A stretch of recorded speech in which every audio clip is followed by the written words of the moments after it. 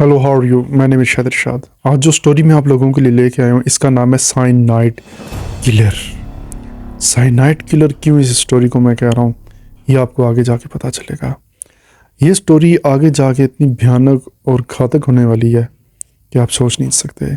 Serial killer के बारे में आपने सुना होगा। जो सीरियल किलर होता है वो अपना नाम और पहचान बिल्कुल बदल के हर काम करता है। उसके अंदर क्या चल रहा था ये किसी को नहीं पता। सीरियल किलर क्यों कहा जाता है? क्योंकि वो ज़्यादा कत्ल करता है। ऐसी ही एक वारदात इंडिया के शहर केरला में पेश आई, जहाँ पे एक थॉमस फैमिली थी जिसके 10 फैमिली मेंबर थे, जिनमें से 6 फैमिली मेंबर अचानक भयानक तरीके से मारे गए। ये कहानी का आगाज़ कहाँ से होता है?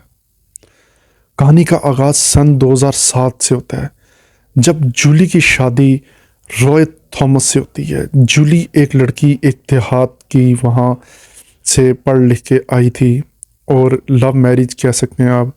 तो ये इन फैमिली में आके एडजस्ट हुई। जूली की शादी होती है, सब कुछ ठीक चल रहा होता है।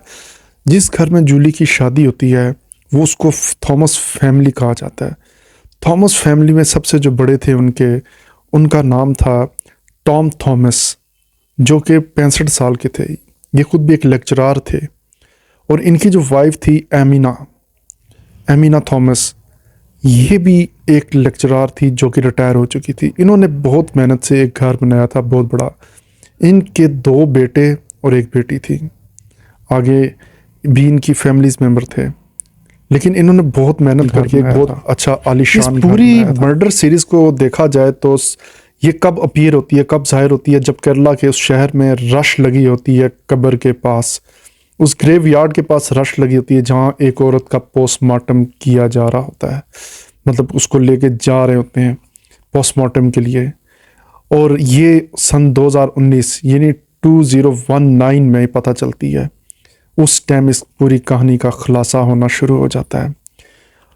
आइए हम देखते हैं कि इस पूरी जो 6 मर्डर हुए थे इसके पीछे किसका हाथ था और वो किसने वो मर्डर किए। आखिर एक फैमिली के 6 मेंबर मर गए और किसी को पता भी नहीं चला इतने अचानक तरीके से।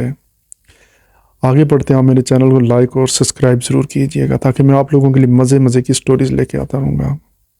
सबसे पहले जो मर्डर हुआ था वो जूली की सास का हुआ था, अमीना का सन 2002 में वो मरी थी।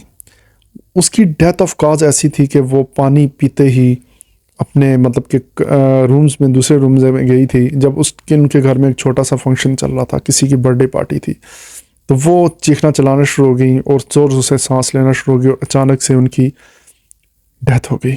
जब डॉक्टरों से चेक करवाया तो उन्होंने कहा उनको हार्ट अटैक हुआ था। ये इनके घर की सबसे पहले डेथ थी, जो कि आप कह सकते हैं कि थॉमस की फैमिली की पहली डेथ। उसके बाद जो सेकंड डेथ हुई है वो 6 साल बाद हुई है। वो इनके जो घर के सरबराह थे टॉम थॉमस, उनकी डेथ हुई है, यानी कि सन 2008 में डेथ हो गई थी। इनकी डेथ का कॉज भी पता नहीं चल सका कि ये कैसे डेथ हुई थी। इनका भी ऐसा ही था कि ठीक ठाक चलते फिरते पानी पिया और इसी तरह डेथ हो गई। जो तीसरी डेथ हुई है वो रॉय थॉमस की हुई थी। रॉय थॉमस कौन था? ये वही था जिसकी 97 में शादी हुई थी। 1997 में जूली से शादी हुई थी। ये वही थॉमस था जिसकी मतलब कि डेथ हुई। और उसके बाद ये सन 2011 में हुई थी डेथ। उसके बाद दूसरी तरफ आते हैं, 4 साल बाद अल्फाइन, जिसकी एज थी 2 साल, ये एक बच्ची थी छोटी सी, वो इसकी डेथ होती है। ये अल्फाइन बच्ची कौन थी? ये इनके कज़न की बेटी थी। उसके बाद एक और डेथ होती है, वो होती है 2 साल बाद। सिली कौन थी? अल्फाइन की माँ। महज इत्तेफाक हो गया माँ बेटी, यानी कि 2 साल माँ पहला सदमा बर्दाश्त नहीं कर सकी और उसके बाद खुद चल पड़ी। ये सारी चीज़ें बहुत घातक थी। उसके बाद उनका एक अंकल था, अंकल मैथ्यू, उसकी भी डेथ हो गई थी। आखिर इस पूरी चीज़ों के पीछे क्या था? इस सब कुछ जानने के लिए हम चलते हैं उस तरफ जिस तरफ ये सारी खौफनाक कहानी के राज छुपे हुए हैं। आपको पता है कि 1997 में शादी हुई थी जूली की। जूली इनकी आउट ऑफ फैमिली मेंबर थी। जब जूली इनके घर आती है तो उस दौरान ऐसे छोटे मोटे, आपको पता है हर घर में मसले लगे रहते हैं, तो उन्हीं मसलों के पीछे ये सब राज उठता है।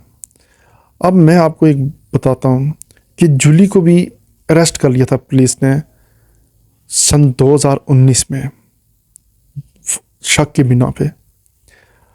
और इसके जो मुद्दई थे, यानी आप कह सकते हैं कि जो पीछे बचे थे, एक थे जो इसकी अपनी भाभी पे केस किया था, वो रोजो थॉमस था, और दूसरी राजनी थॉमस।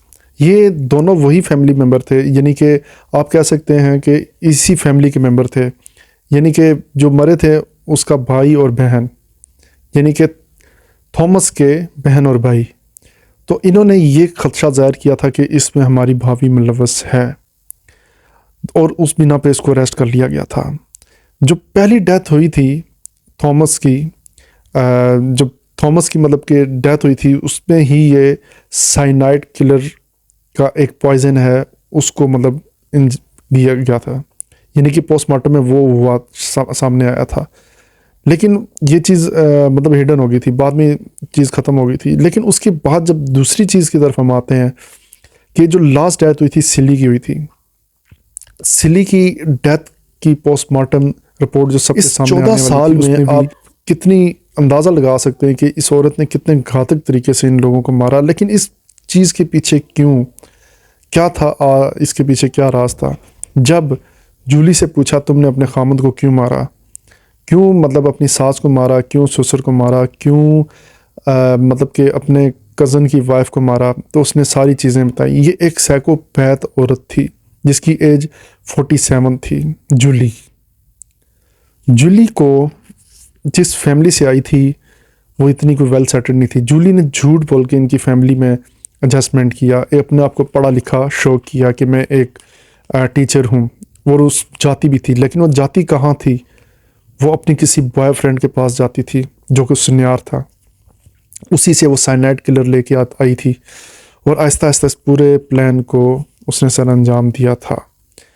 अब होता क्या कि सबसे पहले जो इसकी सास थी वो उसको अक्सर कहती थी कि तुम जॉब कर लो, वो उससे तंग आ गई थी जूली अपनी सास से, तो इसी वजह से उसने इसको पॉइजन दिया, लेकिन वो नहीं पता चल सका। सेकंड बार जो उसका ससुर था ये उससे भी तंग आती थी कि मतलब कि मैं उससे भी उसकी भी खिदमत नहीं कर सकती, उसको भी दे दिया। फिर इसी तरह ये एक अपने ही मतलब कि थॉमस के कज़न के साथ प्यार में मुब्तला हो गई थी, तो इस वजह से इसने थॉमस को जहर दिया। ये इसकी मतलब ये काज थी। फिर उसके बाद अल्फाइन जो थी इसी के कज़न मतलब कि थॉमस के कज़न की बेटी थी, उसको भी इसने रस्से से हटा दिया। उसके बाद उसकी बीवी को हटा के जो इसका कज़न था साजू, यानी कि आप कह सकते हैं कि थॉमस का कज़न था, उसके साथ शादी कर ली। और जब ये सारी चीज़ें हुई तो ज़ाहिर डेफिनेट घर के जो फैमिली मेम्बर बचे थे उनको तो शक हुआ था। जो रॉय थॉमस था ये बाहर से तुरंत आता है जब इसको ही पता चल जाता है कि इस तरह मर्डर हुआ हुआ सारा कुछ, तो ये आता है। फिर उसके बाद ये केस की छानबीन करना शुरू हो जाते हैं, कैसे तरीके से मर्डर किया इस औरत ने इस फैमिली मेम्बर के, किस तरीके से चुन चुन के इसने मारा। आखिर में जो अंकल मैथ्यू था उसे क्यों रस्से से उठाया इसने? वो इसलिए उठाया कि जो पोस्टमार्टम सबसे पहले जो थॉमस का हुआ था ना, वो इन्हीं के ज़ोर पे हुआ था, अंकल मैथ्यू के। और अंकल मैथ्यू का ऑलरेडी शक था, और अंकल मैथ्यू ने जो था राजनी थॉमस को ऑलरेडी बताया था कि मुझे इस औरत पे शक है, और राजनी थॉमस ने इग्नोर कर दिया था, जबकि राजू थॉमस जो इनका भाई बाहर था उससे ऑलरेडी शक था, लेकिन उसकी बात उस टाइम मौके पे किसी ने नहीं सुनी, और जिसका नतीजा इतना भयानक निकला कि आखिर में सिली की बॉडी को निकाल के उसकी मतलब चेक करते हैं तो, लेकिन उसमें से भी साइनाइड किलर के विक्टिम्स नहीं मिलते। सारी बॉडियों को दोबारा से चेक किया जाता है, सब कुछ किया जाता है, लेकिन साइनाइड किलर का कोई भी विक्टिम्स नहीं मिलता। ओनली जो मिला था विक्टिम्स वो थॉमस से ही मिला था, जो कि इस पे कत्ल सिर्फ और सिर्फ एक कत्ल साबित हुआ गवर्नमेंट लॉ के मुताबिक। हालांकि इसने सब एक्सेप्ट कर लिए थे, लेकिन एक हुआ साबित, क्योंकि कानून की जो तकाजे होते हैं उसके मुताबिक ही हर चीज़ होती है। इस पूरी कहानी में जो सीरियल किलर थी वो अपने हर तरीके से ये काम करती रही, कैसे कैसे उसने किस तरीके से मारा। और आप गैप देख सकते हैं, 14 साल के गैप में उसने ऐसे ऐसे बंदे फटकाए, और उसने इतनी तेज़ी की जूली ने कि जो ससुर जब मरा था तो उसकी जो प्रॉपर्टी थी वो पता चलता है जी वो इसके नाम हुई हुई है, लेकिन वो फेक पेपर थे। वो सारा कुछ साबित कर रहा था कि जूली ही जजात के पीछे कर रही है। जूली ने अपनी याशी सब कुछ करने के लिए सब चीज़ें ख़त्म की। जूली के रास्ते में जो भी आता रहा ये उसको हटा देती थी, ख़त्म कर देती थी। सास आई, ससुर आया, ख़त्म कर दिया, खामद आया, उसको भी ख़त्म कर दिया। इसके लिए इंसानियत कुछ भी नहीं थी। जबकि जूली का एक बेटा भी था जिसे बाद में इससे इंतहाई नफ़रत हो गई थी कि मेरी माँ ऐसी हो सकती है, तो वो भी अपनी माँ के ख़िलाफ़ हो गया था। अभी इस टाइम जूली जेल में है, ट्रायल चल रहे हैं उसके, लेकिन एक मर्डर का भी हुआ है। इस टाइम उसको उम्र कैद सुना दी गई है, बाकी मर्डर भी हैं।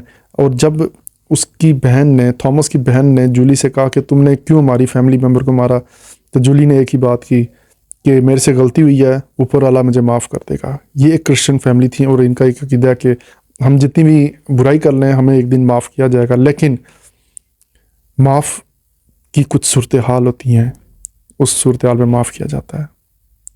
So thank you very much. मेरी कहानी अगर पसंद है तो प्लीज़ लाइक और शेयर ज़रूर कीजिएगा। Thank you.